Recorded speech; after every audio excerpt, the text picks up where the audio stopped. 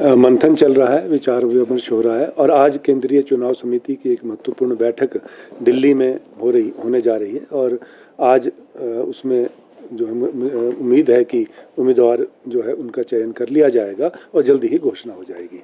जहां तक भारतीय जनता पार्टी ये कह रही है कि उम्मीदवार नहीं है, तो उम्मीदवार तो उनके पास नहीं है।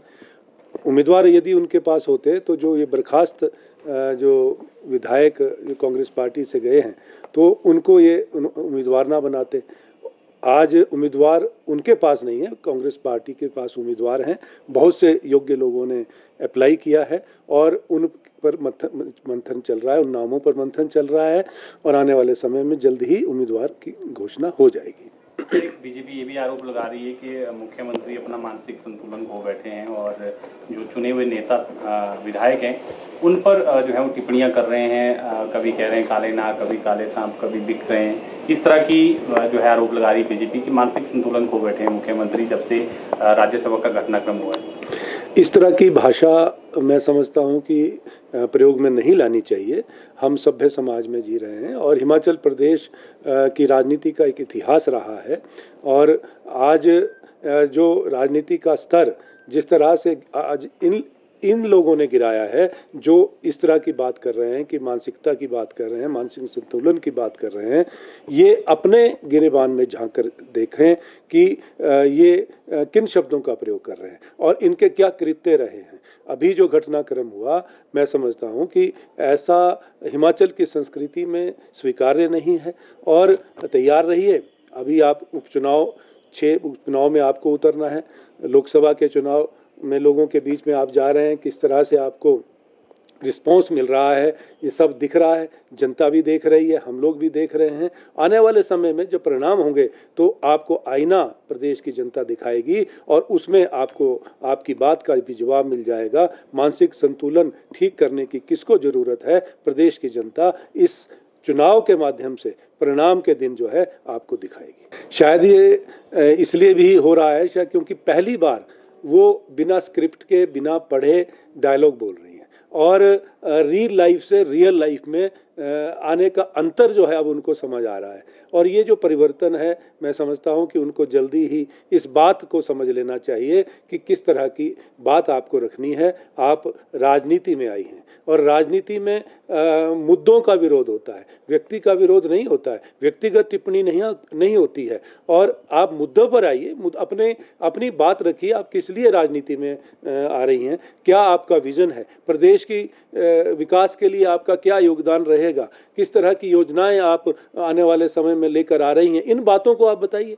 ये आप व्यक्तिगत टिप्पणी जो कर रही हैं, ये जो है मैं समझता हूं कि राजनीतिक परंपरा नहीं है। इस परंपरा को आप मत बढ़ाएं, यही मैं कहना चाहूँगा। कितने आश्वस्त हैं सर जीत को लेकर? 6 + 4 10 सीट्स हैं।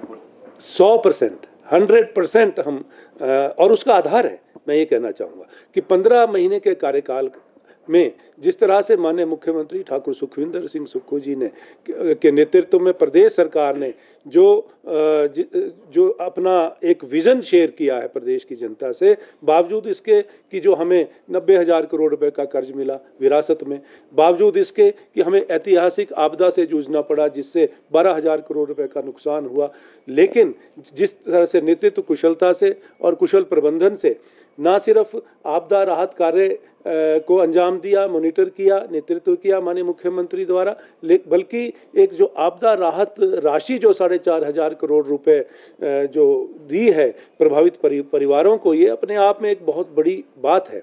और उसके बाद जो 10 गारंटी योजनाओं में से 5 गारंटी योजनाएं जो है पूरी की जा चुकी हैं इन 15 महीनों में, जबकि ये जो गारंटी योजनाएं थी 5 साल के लिए हमें जनादेश मिला है, 5 साल में हमें गारंटी योजनाएं पूरी करनी है। लेकिन आर्थिक तंगी से जूझने वाले प्रदेश में माननीय मुख्यमंत्री ठाकुर सुखविंदर सिंह जी के कुशल नेतृत्व से आज 10 में से 5 जो गारंटी योजनाओं को पूरा करके हमने जनता का विश्वास जीता है और लोगों को ये साबित कर दिया है कि जो हमने वादा किया हमने निभाया और आने वाले समय में जो हम वादा करेंगे उसको भी हम निभाएंगे और प्रदेश की जनता की अपेक्षाओं पे खरा उतरेंगे।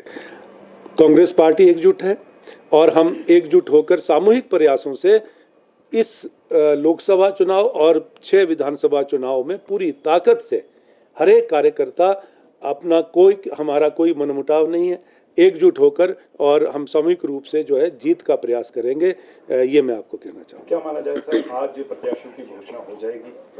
हाँ, उम्मीद है कि आज अधिकतर प्रत्याशियों की घोषणा हो जाएगी और जल्दी ही जो है हम चुनाव में उम्मीदवारों के साथ उतरेंगे। Bureau report, city channel, Shimla.